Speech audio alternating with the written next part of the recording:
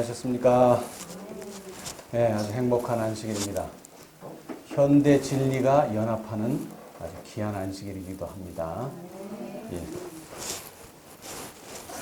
우리는 우리가 가는 길이 어떤 길인지 잘 모릅니다, 사실은. 그러나 예수님께서는 내가 곧 길이요, 진리요, 생명이니 라고 말씀하셨습니다. 예, 우리는 그 길만 가면 됩니다. 예, 우리가 성경을 읽을 계획을 우리가 연초마다 세우죠? 예, 왜 여러분은 성경을 읽기를 원하십니까? 왜 대쟁투 총서를 읽기를 원하십니까? 너희가 성경에서 영생을 얻는 줄 생각하고 성경을 상고했더니 아, 영생은 이렇게 받는 것이다. 이걸 깨닫는 게 아니고 이 성경이 곧 내게 대하여 증거하는 것이로다. 예. 그리고 또 요한은 말하기를 영생은 곧 유일하신 참 하나님과 그의 보내신 자 예수 그리스도를 아는 것이니이다. 그런데 그 요한이 또 결론적으로 말하기를 성경을 읽었더니 하나님은 어떤 분이시라고요? 하나님은 사랑이시라. 요한일서 4장 16절. 예. 자, 우리 어제 복습을 잠깐 하겠습니다. 자, 가장 큰 제목은 구속의 경륜. 쉬운 말로 하면 구속의 계획입니다. 예. 자, 한 율법사가 찾아왔습니다. 율법사가 율법을 연구하고 율법을 가르치고 율법에 대해서 잘 아는 사람이 질문을 가져왔는데 이것은 아주 중요한 질문입니다. 내가 무엇을 하여야 영생을 얻으리까? 이 질문에 예수님은 이렇게 해라라고 답하지 않았습니다. 예수님께서는 율법에 무엇이라 기록되었으며 그 다음에 내가 어떻게 읽느냐. 여러분 어떤 문제를 해결하려면 우리는 말씀에 율법에 어떻게 무엇이라 기록됐는지 찾아봐야 됩니다. 그런데 중요한 것은 정보는 뭐 얼마든지 있어요.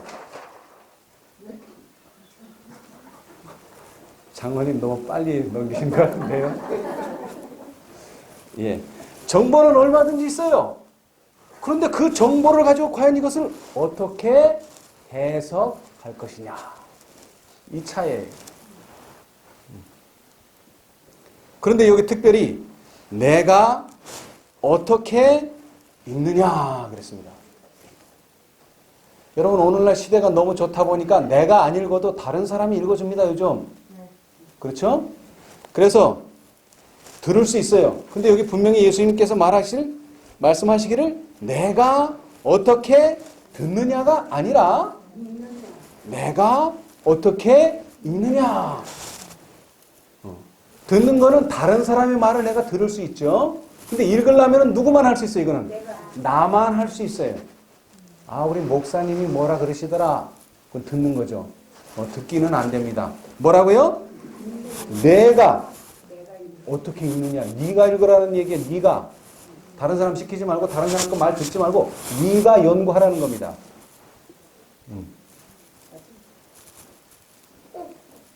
자, 그런데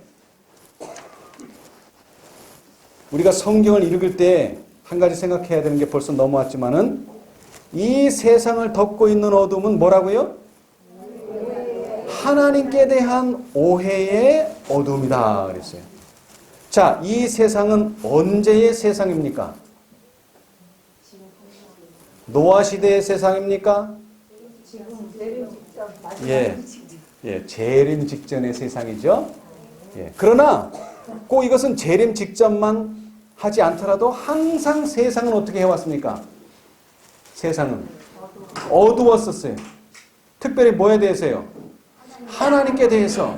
근데 하나님의 키가 오해를 받았어요. 하나님의 뭐 재산이 오해를 받았어요. 하나님의 능력이 오해를 받았어요. 하나님의 품성에 대한 오해가 항상 있어 왔다는 것입니다. 특별히 하나님의 백성들 가운데서 하나님의 품성에 대한 지식을 잃어버리고 있다 그랬어요. 그리고 하나님의 품성은 잘못 이해되고 그릇 해석되고 있다. 그래서 그 신뢰를 하나 제가 들어봤죠. 자, 그 다음 장입니다. 예. 자, 정로회계단 9페이지에 비록 죄의 결과로 생기는 고통 중에라도 하나님의 사랑은 나타나 있다. 하나님의 사랑은 창조 시에만 나타난 게 아닙니다. 언제라도요.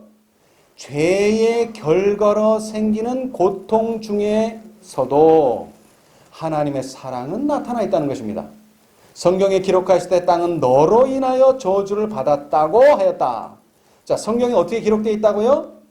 땅은 너로 인하여 저주를 받았다. 이렇게 기록되어 있어요. 그런데 선지자께서는 이렇게 말씀하셨어요. 가시덤불과 엉겅퀴, 사람의 생애를 괴롭게 하고 근심케 하는 고난과 시련도 죄가 빚어낸 영락과 태폐에서 사람을 구원하시는 하나님의 경륜에 필요한 훈련의 한 부분으로서 사람의 유익을 위하여 마련된 것이다. 창세기 3장 17절에 누가 저주를 받았습니까? 무엇이 저주를 받았어요? 땅이. 그런데 그 3장 17절은 그 땅이 저주받은 이유가 너로 인하여, 개역 개정은 너로 말미암아, 그 다음에 다른 성경들은 너 때문에 저주를 받았다. 이렇게 번역을 쫙 하고 있어요. 예. 자, 그래서 우리 3장 17절을 한번 더 읽어보겠습니다. 장로님, 3장 17절. 벌써 왔어요? 자꾸 빠르시면 안 됩니다. 넘기셔야 돼요? 제가 안 보이니까. 예. 아담에게 이르시되, 3장 17절. 예. 아담에게 이르시되 내가 내 아내의 말을 듣고 내가 너더러 먹지 말라고 한 나무 실과를 먹었은즉 땅은 너로 인하여 저주를 받고 너는 종신토록 수고하여야 그 소산을 먹으리라. 그랬는데 아까 조금 전에 읽어드렸지만 정로회계단에서는 가시와 엉겅퀴가 땅이 저주받았기 때문에 나왔는데 그 가시와 엉겅퀴는 사람 때문에 저주를 받은 것이 아니라 사람의 유익을 위하여 마련됐다. 그래서 도대체 너로 인하여냐 너를 위하여냐 뭐가 맞는지 알기 위해서 원어를 찾아봤어요. 그 부분의 원어. 그랬더니 그 원어는 히브리어로 아브르라 그랬는데 이 원어 자체가 아닙니다. 장로님. 아직. 예. 두 가지의 뜻을 가지고 있어요. 하나는 말 그대로 너로 인하여, 너 때문에라고 하는 원인을 나타내는 말로도 쓰고 또 하나는 무엇을 위하여, 목적을 위해서도 이 단어는 씁니다. 그런데 성경을 번역하는 사람들이 다 이것을 뭐로 번역했느냐 하면은 너로 인하여, 너 때문에 이렇게 다 번역을 해버렸어요. 위하여도 번역한 예가 있는데 시편 132편 10절에 보면 주의 종 다윗을 위하여 주의 기름 부음 받은 자의 얼굴을 물리치지 마옵소서. 그래서 다윗을 위하여라 거기는 번역했어요. 똑같은 아브르인데. 그런데 왜 3장 17절은 너로 인하여로 됐는가? 그래서 자, 한 장 넘기시고요. 한글 성경 제가 구할 수 있는 개역개정, 가톨릭. 자, 가톨릭 성경은 뭡니까? 가톨릭 성경은 천주교인이 보는 성경입니다. 왜 그러면 천주교인이 보는 성경과 우리가 보는 개역 성경이 다릅니까?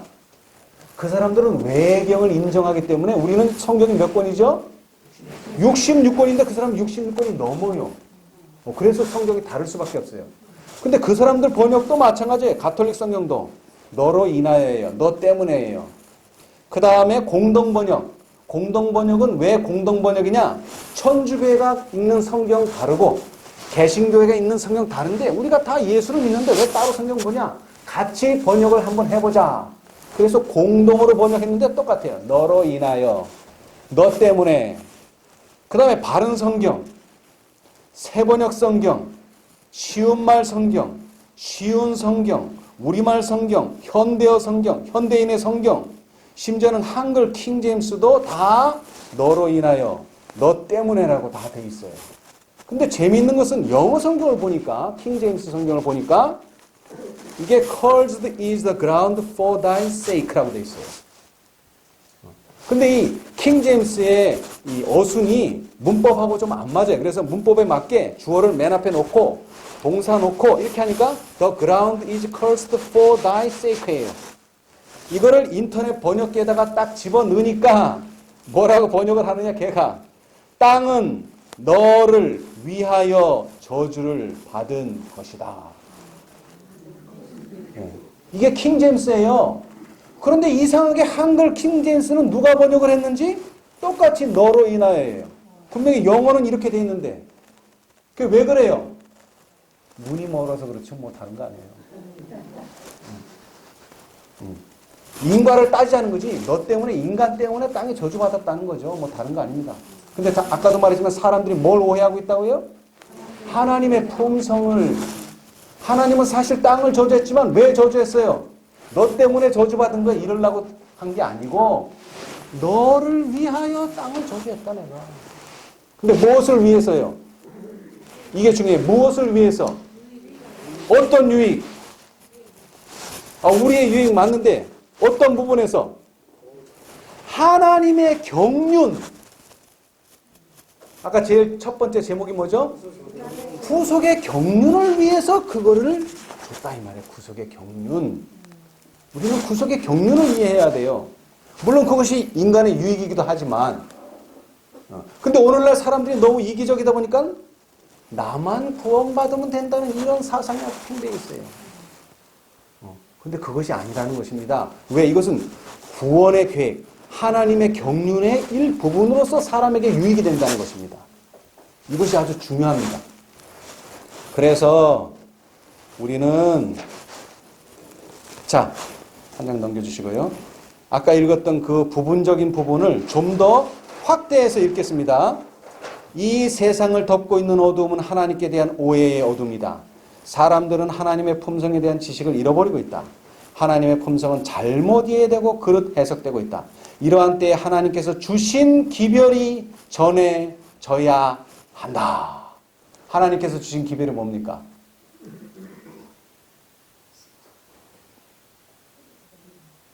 뭐예요? 여러분, 모르는 것은 죄가 아닙니다. 그런데 가르쳐줘도 안 듣는 게 죄지. 가르쳐줘도 안 듣는 게 죄예요.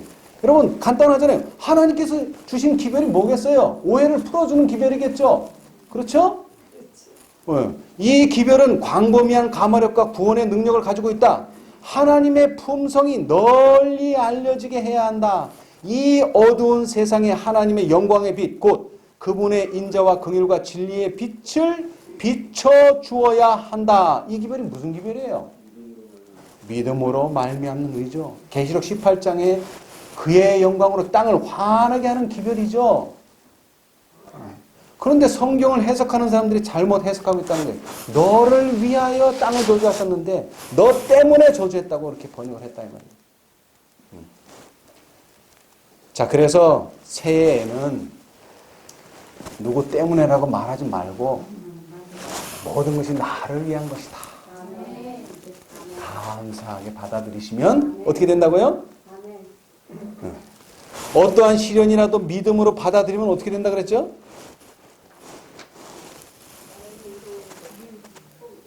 네, 하나님의 축복임이 밝혀질 것이다. 이 놀라운 경험을 하게 되시길 바랍니다. 이것이 지난 시간이었고요. 자, 이제 드디어 새로운 장.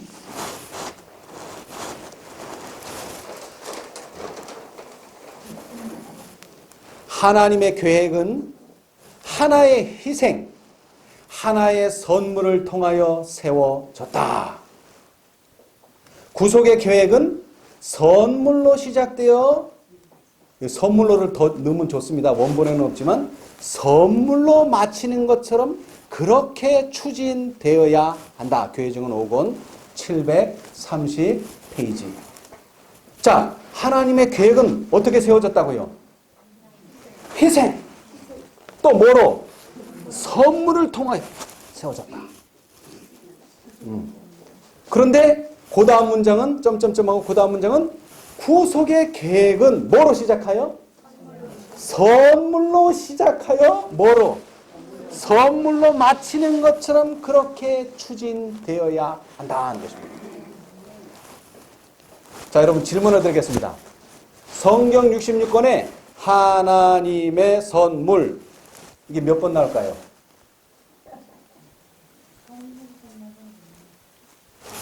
그냥 선물 아니고 하나님의 선물 5번 나와요. 구약에 2번, 신약에 3번. 이거 맞춘 거 아닙니다. 맞춘 거 아니에요. 저는 그냥 있는 걸 말씀드리는 거예요.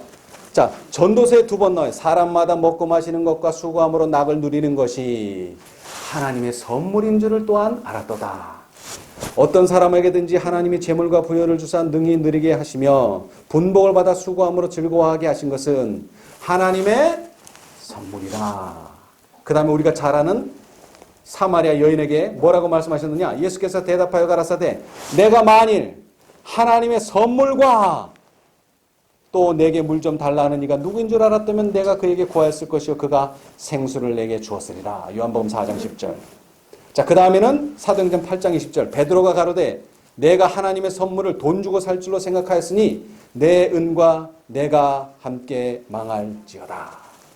그리고 마지막 이 5번째가 참 중요합니다. 에베소서 2장 8절. 너희가 그 은혜를 인하여 믿음으로 말미암아 구원을 얻었나니 이것이 너희에게서 난 것이 아니요. 뭐라? 하나님의 선물이다. 이 아주 5번째가 최고로 아주 핵심적인 믿음으로 말미암은 의의 기별이죠. 그죠? 예. 자, 우리 이제 한 장 넘겨주시고. 자, 선물에 대해서 좀 생각해 보겠습니다. 선물. 자, 요한복음 3장 16절. 여러분이 너무나 잘 알아요. 자, 다 같이 하겠습니다. 시작. 하나님이 세상을 이처럼 사랑하사 독생자를 주셨으니 이는 저를 믿는 자마다 멸망치 않고 영생을 얻게 하려 하심이니라.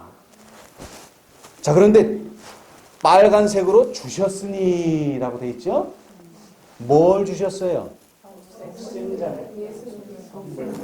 네, 성경 그대로면 독생자를 주셨다. 그거를 다른 말로 하면 뭐가 될까요? 선물을 주셨답니다. 왜? 구속의 계획은 하나의 희생, 하나의 선물을 통해 세워졌다 그랬으니까. 그래서 예언의 신에도 이 말씀은 나와요. 하나님께서 당신의 아들을 무한한 선물로 주심으로 온 세상을 은혜의 분위기로 두루싸기를 마치 공기가 지구를 싼 것 같이 하셨다. 종로계단 68페이지. 예수 그리스도 당신의 아들이 뭐라고요? 무한한 선물이다 그랬습니다. 예수님이 무한한 선물이에요. 그 화살표가 가리키는 것이 아버지 하나님이 세상을 이처럼 사랑하사 뭐를 주셨다고요? 선물을 주셨는데 그 선물이 독생자. 선물로 주셨다고. 근데 그 독생자가 이 세상에 태어나셔가지고 요한복음 아까 읽었지만 4장 10절에 뭐라고 말씀하셨어요? 사마리아 여인에게 내가 만일 하나님의 선물과 내게 물 좀 달라는 이가 누구인 줄 알았다면 내가 그에게 구하였을 것이요 그가 무엇을 내게 주었으리라? 생수를 주었으리라. 또 어디에 빨간 줄이 거기 써 있어요? 주었으리라. 뭘 줬다는 얘기예요? 생수를. 근데 주었다는 게 뭐라고요? 선물을 줬다는 거예요. 근데 그 생수는 요한복음 7장에 나를 믿는 자는 성경에 이른 것 같이 그 배에서 생수의 강이 흘러나리라 하시니 이는 그를 믿는 자의 받을 성령을 가리켜 말씀하신 것이라. 자, 아버지 하나님이 뭐를 줬어요? 아들을 선물로 줬어요. 근데 그 아들은 와서 또 뭐를 선물로 줬어요? 성령을 선물로 줬어요. 예. 근데 이게 왜 중요하냐? 잘 들으세요. 자, 독생자를 선물로 받은 사람들은 어떻게 될까요? 거기서 파생되는 선물이 또 있어요. 파생되는 선물. 이것은 예수님이 오셨으니까 예수님이 주실 수 있는 선물인데, 시대의 소망 762페이지, 율법은 의, 즉 의로운 생애, 완전한 품성을 요구하지만 인류는 그 요구에 미칠 수 없다. 인류는 하나님의 거룩한 율법의 요구를 충족시킬 수 없다. 그러나 그리스도께서는 인간으로서 지상에 오셔서 거룩한 생애를 사시고 완전한 품성을 개발시키셨다. 그리스도께서는 그것을 받고자 하는 모든 자에게 뭐로? 선물로 주신다. 근데 예수를 거절하면 그 선물 못 받습니다. 그런데 이 똑같은 선물을 성령을 받은 사람에게 또 주셨어요. 세상의 구주께서 이루신 일을 효력 있게 만드시는 분은 성령이시다. 성령은 마음을 순결하게 만드신다. 성령을 통하여 신자는 거룩한 품성을 나누어 가지는 자가 된다. 시대송 671페이지. 자, 예수님이 오셨어요. 예수님이 우리에게 주시는 파생되는 선물이 뭐라고요? 완전한 품성. 그 선물로 주셨어요. 그 다음에 성령은요. 성령을 통하여 신자는 거룩한 품성을 나누어 가지는 자가 된다. 나누어 가진다는 게 뭡니까? 선물로 받는다는 얘기죠. 이것을 하나님께서 여러분에게 뭐 하기를 원하신다고요? 선물로 주기를 원하십니다. 여러분 받기를 원하십니까? 아멘. 자, 이제 한 장 넘겨주시고요.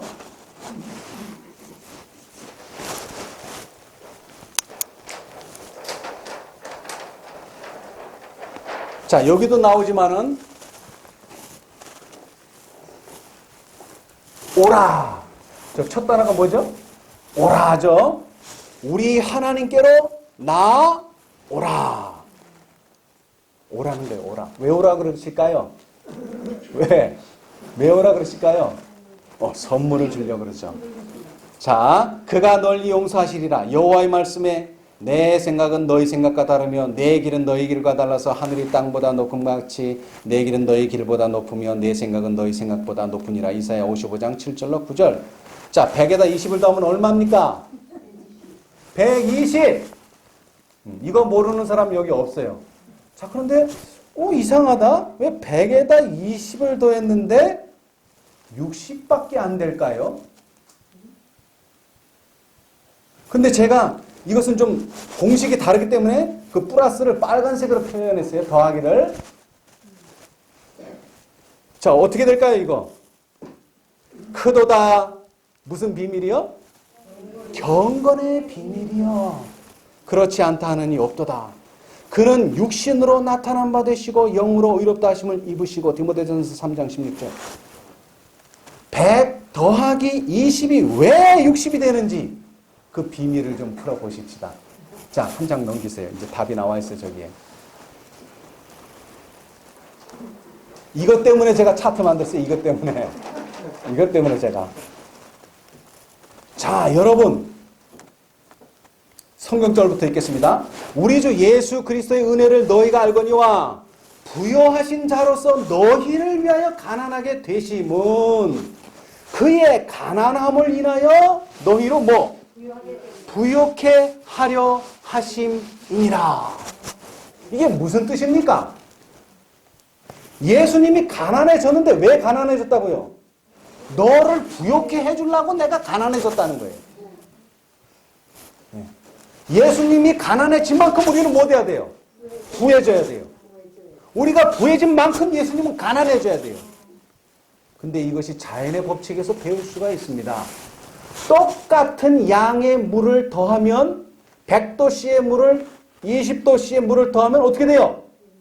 60도씨가 나옵니다, 여러분. 집에 가서 실험해 보세요. 자, 그러면 이 100도씨는 얼마를 잃어버렸어요? 40도씨를 잃어버린 거예요. 왜? 이 20도씨가 너무 차가지고 이거를 데피기 위해서 뭐를 만들기 위해서? 두 개가 같은 온도를 유지하기 위해서 높은 데선 빼고 낮은 데선 높이고. 그게 바로 구속의 원리입니다.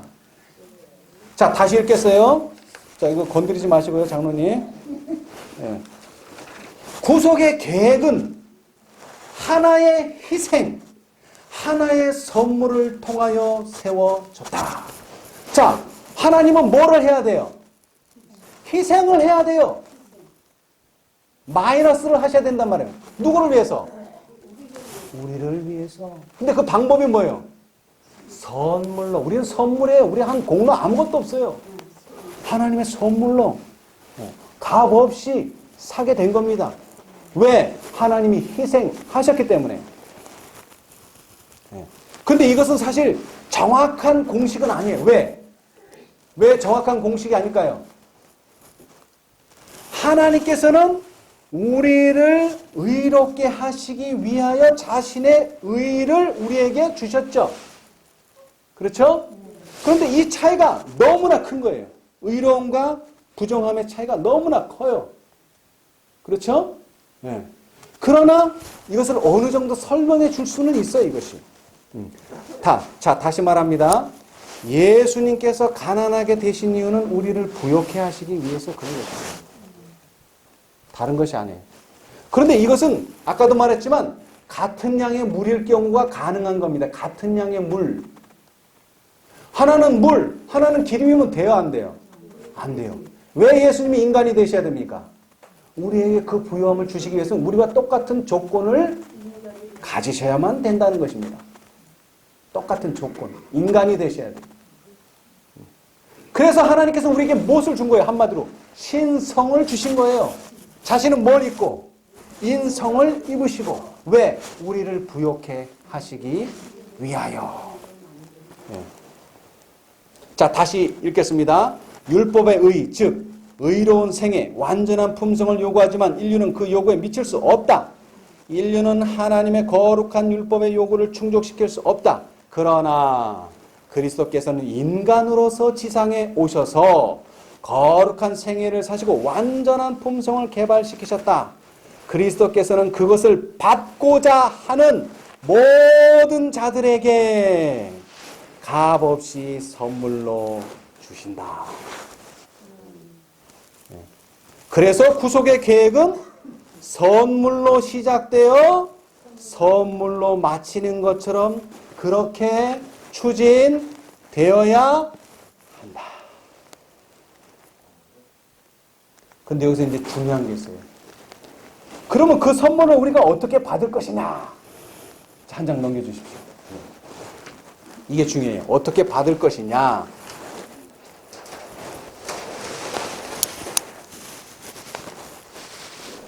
믿음은 하나님의 선물이나 예수님도 선물, 성령도 선물, 또 뭐도 선물?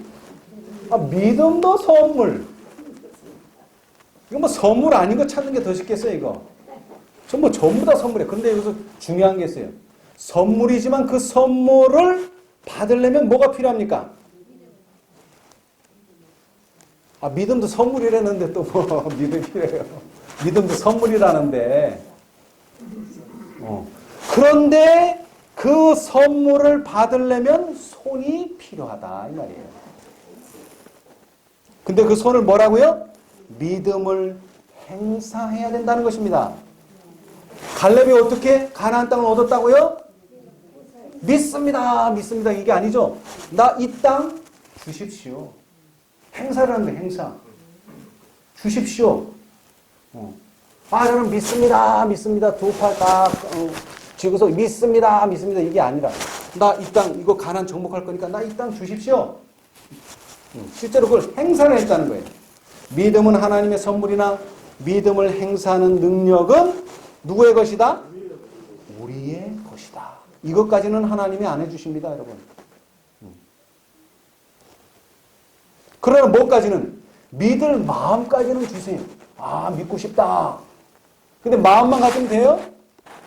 실제로 그 믿음을 행사해야 된단 말이에요. 행사. 믿음은 영원히 하나님께서 제공하시는 은혜와 자비를 붙잡는 손이다. 여러분, 성경은 많은 선물들을 제공하고 있습니다. 근데 뭐 없이 읽으면요? 믿음 없이 읽으면 그건 다 남의 것입니다. 내 거 아닙니다. 내 거 아니에요. 분명히 성경은 선물이라고 얘기했지만 그건 내 것은 아닙니다. 여러분, 통장에 수억이 있어도 쓰지 않으면 누구 거예요, 그거? 안 해요. 써야 돼요. 써야 돼. 활용을 해야 된단 말이에요. 믿음을 활용해야 된단 말이에요. 그런데 예수님께서 아주 의미 있는 말씀을 하셨어요. 내가 너에게 이르노니 속히 그 원한을 풀어주시리라. 그러나 인자가 올 때에 세상에서 믿음을 보겠느냐. 그럼 베드로같이 아닙니다. 저는 다른 사람은 안 믿을지라도 저는 믿습니다. 이런 사람들이 있을까요? 없을까요? 있죠. 그래서 하나님께서는 1833년에 재림 운동을 일으키셨어요. 뭐 하기 위해서? 믿음을 활용하도록 하기 위해서. 근데 1833년에 이 운동이 쫙 벌어지니까 사람들이 어떻게 했습니까? 이야, 저 믿습니다. 저 예수님 오실 건 믿습니다. 그랬는데 3월 22일이 딱 지났는데 예수님이 오세요? 안 오세요? 안 오시니까는 그 믿는다고 했던 무리들이 어떻게 됐어요? 두 무리가 갈라진 거예요. 봐라, 내가 안 올 줄 알았다, 이거. 안 올 줄 알았어, 이거. 뭐가 오니까? 시련이 오니까. 그러니까 믿음 그대로 했더라면 누가 안 믿고 누가 믿었는지 몰랐을 텐데 시련을 딱 갖다 주니까 믿는 사람과 안 믿는 사람이 샥 나눠집니다. 자, 그런데 그때까지도 믿었던 사람이 있었어요. 3월 20, 그래, 뭐가 잘못됐나 보다. 뭐가 잘못됐지? 날짜가 잘못됐구나. 봄이 아니라 뭐다? 가을이다. 10월 20일 날은 정말 오신다. 그랬는데 10월 22일 12시 자정 종을 땡 쳤는데도 예수님이 안 오세요. 이때는 정말 극소수만 남았어요. 두 번째 실망은 아주 극심한 실망을 당했어요. 자, 믿는 사람은 어떻게 됩니까? 원인을 찾아봐야죠. 왜 이렇게 되었는가? 그런데 거기에서 또 뭐 하는 사람이 있어요? 낙오자가 생겨나게 됐다는 것입니다, 여러분. 여러분, 첫째 천사의 기별, 둘째 천사의 기별을 장황하게 설명할 수도 있어요. 그러나 중요한 것은 이것은 말씀대로 사는 사람들, 말씀대로 믿었던 사람들에게 뭐가 다가왔다고요? 시련이 다가왔다는 것입니다. 시련. 자, 한 장 넘겨주시고요.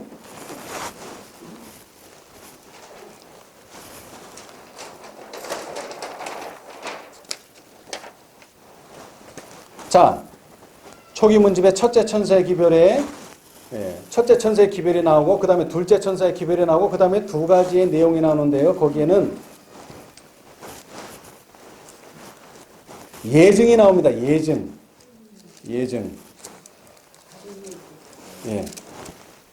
한번 여러분들 읽어보시기 바랍니다. 참 재밌는 내용이 나와요. 첫째 천사의 기별, 다음에 둘째 천사의 기별이 끝나고 난 다음에 선지자께서 재림 운동이 예시됨. 그 다음에 다른 예증이라고 여기 표현하셨는데 거기에 참 재밌는 일이 나와요. 자, 첫째로는 이 첫째 천사의 기별이 이 영혼을 정결케 하는 사업은 사람들의 애정을 세속적인 사물에서 돌이켜 그들로 하여금 일찍이 없었던 헌신을 하게 만들었어요. 그게 무슨 기별이라고요? 첫째 천사의 기별입니다. 233페이지. 자, 그랬는데 이 영혼을 정결케 하는 사업에 참여했던 사람이 또 뭐를 당했어요? 또 실망을 당했어요. 자, 그리고 이런 말씀을 하셨어요. 예수께서 아직 이 땅에 재림하실 수 없다 그랬어요. 왜 재림하실 수 없을까요? 그들은 준비가 되지 않았어요. 어떤 준비요? 더 큰 시련을 겪어야 한다. 그 시련을 겪지 않았어요, 이 사람들은. 그 시련이라는 게 뭐냐? 그들은 인간의 전통과 오류를 버리고 전 전적으로 하나님과 그분의 말씀으로 돌아가야 한다. 저들은 깨끗하게 되고 희어지고 단련을 받아야 한다. 그 혹독한 시련을 견디는 자들은 영원한 승리를 얻게 될 것이다. 이 이후에는 다른 승리 없어요. 그렇기 때문에 여기서는 영원한 승리라 이렇게 표현했어요. 영원한 승리. 자, 그런데 오늘날 많은 사람들이 아까도 말씀드렸다시피 나만 정결해져서 나만 거룩하면 나만 구원 얻으면 될 거 아니냐. 내가 어디에 있든지 무엇을 믿든지 그게 무슨 중요하냐. 이런 분들이 계세요. 그런데 이것은 첫째 천사의 기별이고 이 기별로는 뭐가 안 된다는 거예요? 시련이 안 된다는 거예요. 더 큰 시련을 만나야 돼요. 둘째 천사도 더 큰 시련을 만나고 셋째 천사의 그 더 큰 시련을 만나게 될 때 완전해지는데 그 둘째 천사가 요구하는 건 뭐라고요? 인간의 전통과 오류를 버리고 전적으로 하나님과 그분의 말씀으로 돌아가야 한다는 것입니다. 근데 많은 분들이 여기에서 걸려요. 인간의 전통과 오류를 버리는 일에 하나님과 동력하지를 않아요.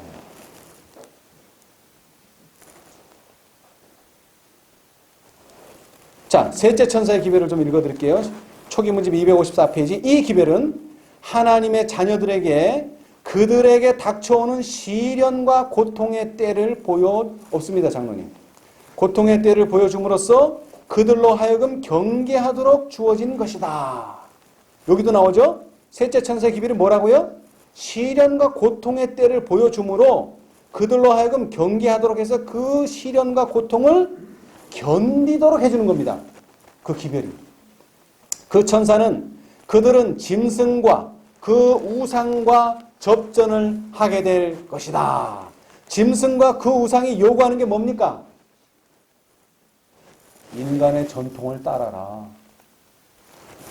우리의 오류를 그대로 따라와라. 그 내용이에요. 그렇죠? 근데 거기에 이길 사람들은 누구라는 거예요? 새 천사의 기별을 받아들이고 경험한 자들만이 이것을 이겨낼 수가 있어요. 그런데 교회 안에 이상한 일이 벌어졌어요. 자, 새 천사의 기별은 어떻게 주어졌죠? 첫째가 주어진 다음에 둘째가 주어지고 둘째가 주어진 다음에 셋째가 주어지고 이것이 순서대로 차례대로 주어졌는데 셋째 천사 시대의 교회에 있는 사람들 중에는 셋째 천사의 기별을 받아들인 자들 중 많은 사람들이 그 전에 전했던 두 천사의 기별을 체험하지 못하였다. 사단은 그것을 알고 그의 악한 눈을 그들에게 돌려 저들을 넘어뜨리려 하였다. 그러나 셋째 천사는 저들을 지성소로 향하게 하였으며 과거의 기별들의 경험을 가진 자들은 그들에게 하늘 성소의 길을 가르쳐 주었다. 많은 사람들이 새 천사의 기별 가운데 있는 완전한 진리의 연결을 보고 그 순서대로 즐거이 믿음으로 받아들여 믿음으로 예수를 따라 하늘 성소로 들어갔다. 이 기별들은 하나님의 백성들에게 닻이 된다고 하였다. 이 기별들을 이해하고 받아들인 자들은 사단의 수많은 미혹에 빠지는 일이 없을 것이다. 그런데 왜 재림교회가 미혹을 많이 당하게 됐어요? 어떤 분은 교회를 나가서 교회를 대적하고 태음 안식일을 지키고 성령을 부인하고 왜 이런 일이 생겼어요? 새 천사의 기별을 부인하기 때문이 아닙니다. 첫째와 둘째의 경험 없는 셋째를 경험했기 때문에 그렇습니다. 자, 다시 말합니다. 여기도 말했지만 많은 사람들이 세 천사의 기별 가운데 있는 완전한 진리의 연결을 보고 그 순서대로 즐거이 받아들여 믿음으로 예수님을 따라 하늘 성소로 들어갔다.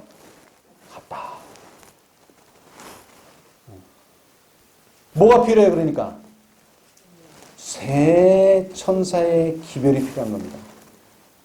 근데 오늘날 재림교회는 뭐만 가지고 있어요? 셋째만 가지고 있어요. 셋째만. 근데 사실은 그렇게 되면은 안 되는 겁니다. 자, 다시 말하지만은, 자, 여기 세 개가 있어요. 어느 게 셋째예요?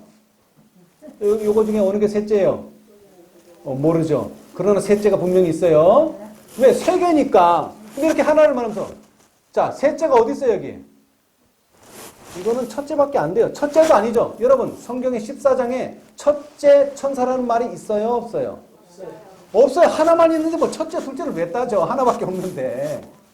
따질 일이 없어요. 근데 이제 두 개째부터는 순서를 따져야 되니까 둘째라고 분명히 말씀하셨어요.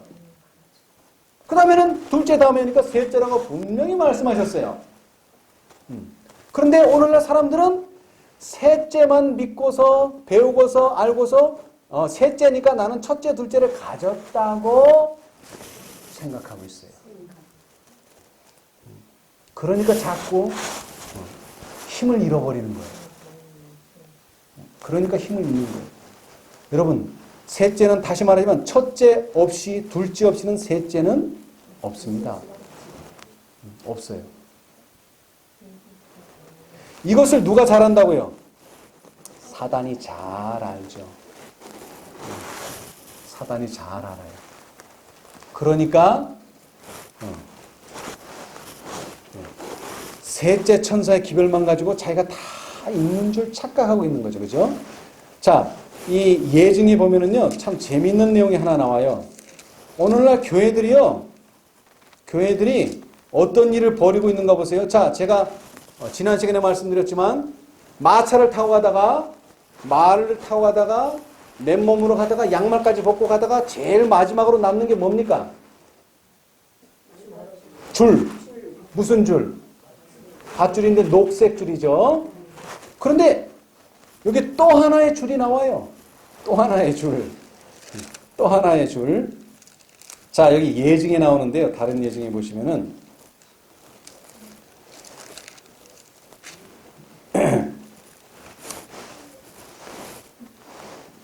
그때 여기서 앞에서부터 봐야 되겠네요. 241페이지.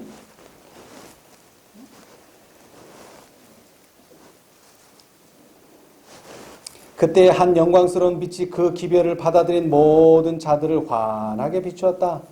어두움 속에 있던 자들 중 어떤 이들은 그 빛을 받고 기뻐하였다. 그 외에 다른 사람들은 하늘로부터 온 빛을 거절하면서 그것은 자기들을 흩어버리는 빛이라고 말하였다. 그 빛이 그들을 떠나자 그들은 암흑 속에 남게 되었다. 예수께로부터 온 그 빛을 받아들인 자들은 그들에게 임하는 귀중한 빛이 더욱 풍성해지는 것을 보고 즐거워하였다.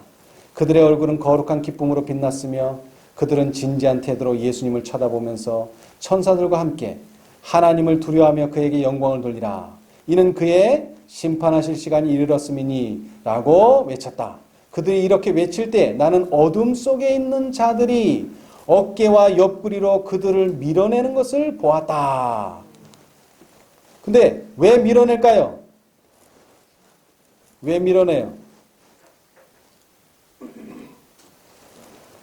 그러자 거룩한 빛을 지닌 많은 무리들이 그들을 메고 있던 줄을 끊어 버리고 그 무리에서 이탈하여 따로 섰다.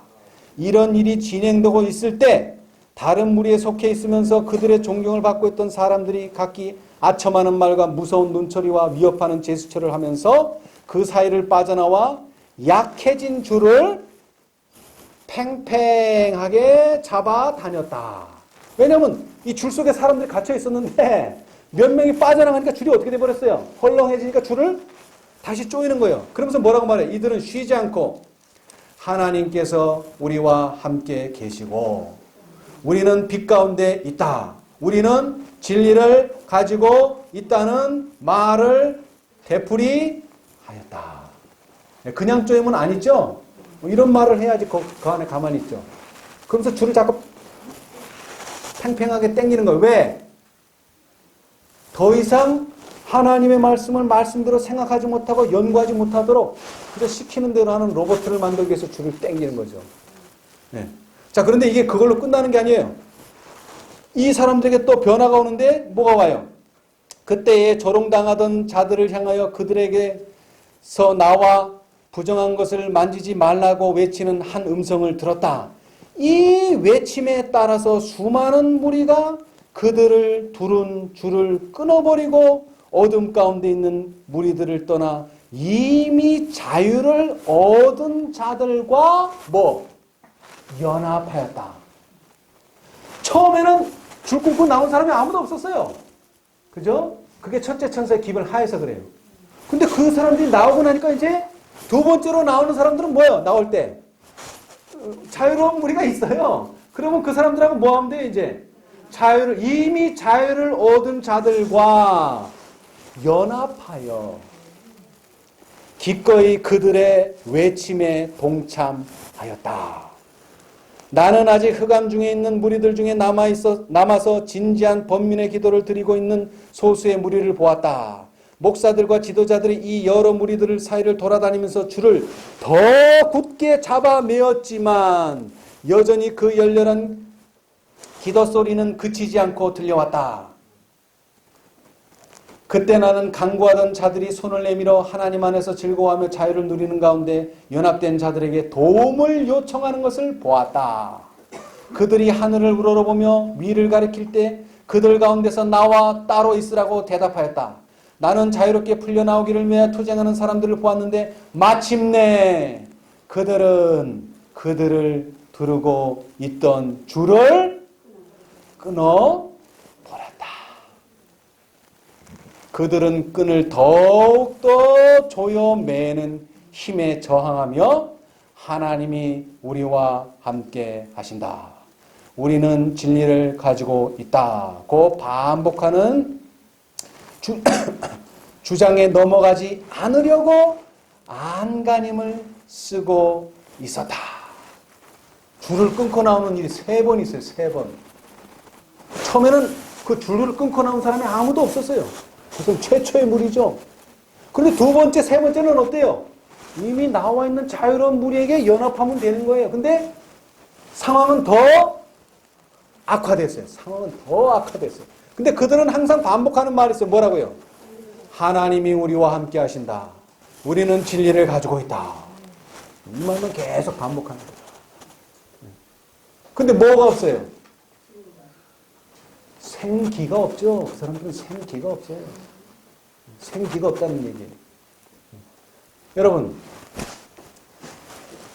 할머니가요, 손자가 장난감을 노는데 너무 신기한 거예요. 아무것도 건드리지 않는데 손자가 요렇게 하면 차가 왼쪽으로 휙 가고 손자가 요렇게 하면 차가 오른쪽으로 휙 가고 아무 연결된 게 아무것도 없는데 이 할머니는 뭘 몰라요? 무선을 모르는 게 무선. 여러분, 사람들이 다 자기 발로 걸어다니고 자기 발로 하는 것 같죠? 그렇지 않습니다, 여러분. 지금 선악간의 대전이 다 무선으로 조종당하고 있어요, 무선으로. 우리는 누구에게 조종당하고 한다면 이상하지만 뭐에 의해서 우리는 움직입니까? 성령이 어떻게 움직여요? 동쪽으로 가야지 하고 움직이지 않습니다. 바람이 임의로 불어요, 임의로. 어떤 때는 왼쪽으로 불고 어떤 때는 오른쪽으로 임의로 불어요. 그거 우리 마음대로 되는 게 아니에요. 바람이 그렇게 불어와요. 그럼 우리는 그대로 따라가는 거예요. 반면에 사단의 편들도 어떻게 해요? 무선으로 조종당하고 있어요. 무선. 선 아무것도 안 보여요. 선 없어요. 근데 영이 지배를 당하고 있다는 것입니다. 그걸 더 깊이 연구하면 뭐로 드러나느냐? 음성으로 분명하게 드러납니다, 여러분. 여러분, 십자가가 왜 중요합니까? 왜 희생이 중요합니까? 이것은 구속의 경륜의 기초이기도 하지만 십자가는 뭘 보여줍니까? 예수님의 품성. 그 악한 자들이 죽여도 원망하지 않고 그냥 순순히 죽는 것이 하나님의 품성이고, 사단은요, 자기가 원하는 목적을 이루기 위해서 수단과 방법을 가리지 않는 것입니다. 그것이 극렬하게 드러나는 것은 바로 십자가입니다. 여러분, 우리가 하나님의 영광을 드러낼 수 있는 방법은 뭘까요? 내가 그리스도와 함께 십자가에 못 박히는 것입니다. 다른 거 아닙니다. 그러면 어떻게 돼요? 하나님이 나타나십니다. 내가 그리스도와 함께 십자가에 못 박혔나니 그런즉 이제 내가 사는 것은 나를 사랑하사 나를 위하여 자기 몸을 버리신 하나님의 아들을 믿는 믿음 안에서 사는 것입니다.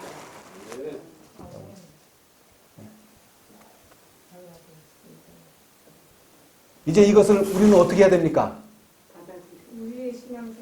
믿음으로 받아들이고 그렇게 되도록 기도하고 그렇게 살아야 합니다. 이론이 아닙니다. 믿음으로 말면 우리는 이론이 아닙니다. 다시 말하지만 구속의 경륜은 희생과 선물을 통하여 세워졌습니다. 이것을 사람들한테 보여줘야 돼요. 어떻게 해요? 하나님의 품성이 들어요.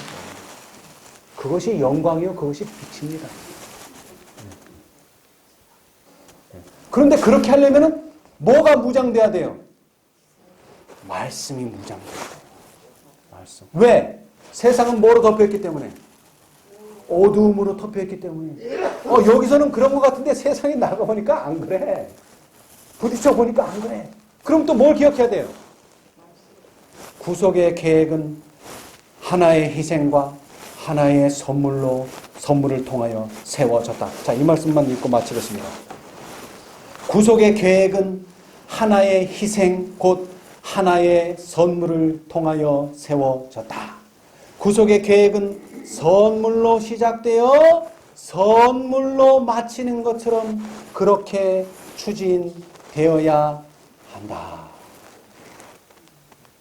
로마서 9장 28절 킹 제임스 성경에는 그분께서 그 일을 끝마치시고 의 안에서 그것을 단축시키시리니 이는 단축된 일을 주께서 땅 위에서 이루실 터이기 때문이라 하느니라. 여러분 6천년이 거의 찼습니다. 계산상으로 하지 않더라도. 그러나 하나님의 사업은 이것보다 훨씬은 아니고 이것보다 어떻게 된다고요? 단축된다. 어떻게? 의 안에서. 예수님의 품성이 드러나야 돼. 하나님의 영광이 드러나야 돼. 그래야지 이게 단축이 됩니다. 그러기 전에는 단축되지 않아요. 그 말은 예수님이 뭐같이 온다고요? 도적같이 옵니다. 누구의 눈에는 도적같이 와요. 140년 기다려도 안 오시던 분이 이 다섯째 천사의 운동으로 어떻게 오신다고요? 도적같이 오십니다, 여러분. 갑자기 오세요. 근데 이것은 갑자기가 아니에요. 뭐한 사람에게는, 깨어있는 사람에게는 갑자기가 아니고 의를 아는 사람들에게는, 선물을 받은 사람에게는 이게 절대 갑자기가 아닙니다. 그러나 선물을 받지 못한 사람, 선물을 모르는 사람, 구속의 계획을 모르는 사람들은 정말로 도적같이 옵니다. 여기 분명히 약속하셨어요. 그분께서 그 일을 끝마치시고 의 안에서 그것을 단축시키시리니 이는 단축된 일을 주께서 땅 위에서 이루실 터이기 때문이라 하느니라. 여러분, 우리는 그 일을 하기 위해서 여기 왔습니다. 우리 모두 하나님이 주시는 이 놀라운 특권을 결코 경홀히 여기거나 결코 소홀히 여기지 마시기를 간절히 부탁드립니다. 이제 하나님께서 역사하실 것입니다. 하나님께서 우리를 도와주시기를 간절히 바랍니다. 특별히 우리는 진리 안에서 연합해야 됩니다. 여러분, 다른 거 보지 마십시오. 우리는 진리만 봐야 합니다. 기록되었으되 예수님께서 완전한 의를 이 세상에서 어떻게 만드셨습니까? 예수님도 우리가 똑같은 시험과 시련을 당하셨지만 그때마다 뭐라고요? 기록되었으되. 기록되었으되를 우리는 매 순간 승리에서 승리로 나아가야 합니다. 그럼 말씀하신 것처럼 그 이른비의 능력을 경험한 자들만이 최후의 승리를 얻게 될 늦은 비를 경험하게 될 것입니다. 이른비 없이는 늦은 비 경험할 수 없습니다.